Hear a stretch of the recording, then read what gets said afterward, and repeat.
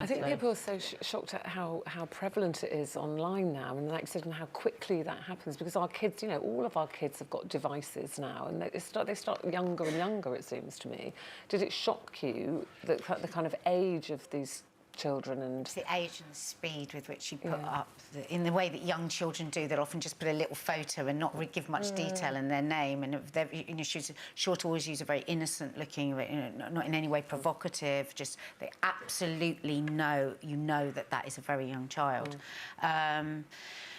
Yeah, it was really scary. I was scary for the world. I was scared for her because why she does goes. She do it? Do you think? Well, she's I think driven. She's got a friend she's that just, was abused, wasn't she? Yeah, she's just And so a year ago she set this up, and so far she's had 12 convictions in a year. I think. Or 10 convictions. I mean, but she's putting herself at great risk, I think, as well. And my heart did. I felt a bit haunted for her, because she's given. It's like she's got this unbelievable responsibility that she's put on her shoulders.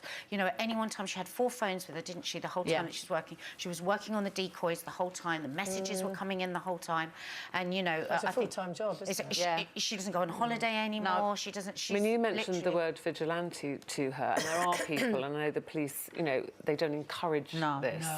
And the National Crime Agency have said, while we understand the public desire to protect children from online abuse, we do not encourage vigilante action, and this is why, which I think is important, which can compromise ongoing investigations into paedophile networks. And that the police often say, and although these people are obviously doing it with the best of intentions, if there's an investigation they might not know about, it can interrupt that. I mean, when I watch that, I mean, I think all of us to a certain extent have that kind of la attitude Won't to happen this. to mine. And the weirdest thing is that we are the first generation of parents that are dealing with this, because all of the things that our parents passed on to us about stranger danger walking to school or anything, they don't know anything about this. I don't feel I know that much about social media, or certainly the mechanics of it.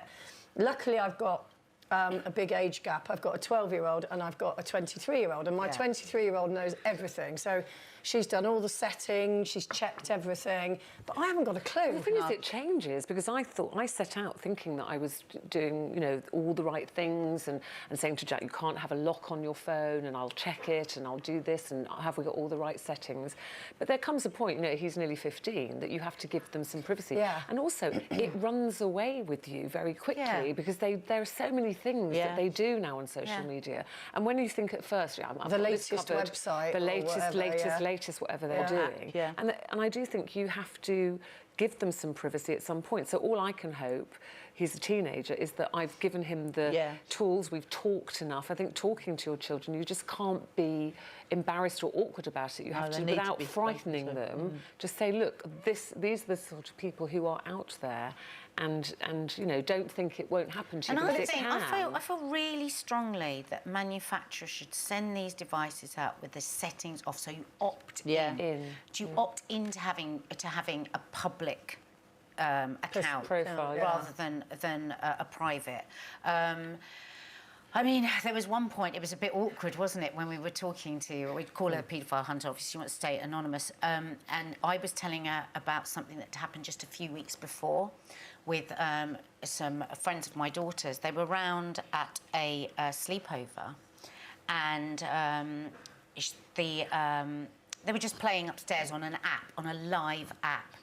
And the mum, who was holding the sleepover, suddenly got a phone call from another mum of the kid that comes to sleepover. A bit complicated, but stick with me.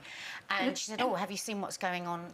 Have you seen what the girls are doing?" And she said, "Oh, yeah, no, they're fine. They're upstairs. They're playing on this app that I can't name. I can hear them dancing. They're having a great time." And she was told by the other mother, "No, have a look." And it was horrendous. Somehow these were young girls, you know, under 10, and playing a game live, and some hunters, paedophiles, had come onto the scene. God. And so they were saying to the girls, have you ever played the pants game? Have you got a cucumber? Oh, my God. Good God. This poor woman, this friend of mine, was mortified. Of course, because she had no idea. She was holding a sleepover, and that was going on in the room. Just shows how easy it is. Upstairs from her lounge while she was sitting watching. As parents, we have to educate ourselves. But what was don't we? interesting is the paedophile hunter was very cross when we were telling her the story, because she said to me, "And did that mum report it to the police?" I said, "Well, no. Why not?" I said, "Well, it's the internet. Do, yeah. Nobody's going to get caught. Well, there's nothing you can do. These things happen." And she said, "Absolutely not. Always you must report it, yeah. Anything that happens online to your children, you must report, because would you Someone do the flashed same? at you in the street, you Yeah. report it, Yeah. so it's exactly the same thing. It's exactly the same Good point, thing. actually. Very good point. If you've enjoyed that, then why not click here for more? And don't forget to subscribe by clicking here so that you never miss out on the best Loose Women moments.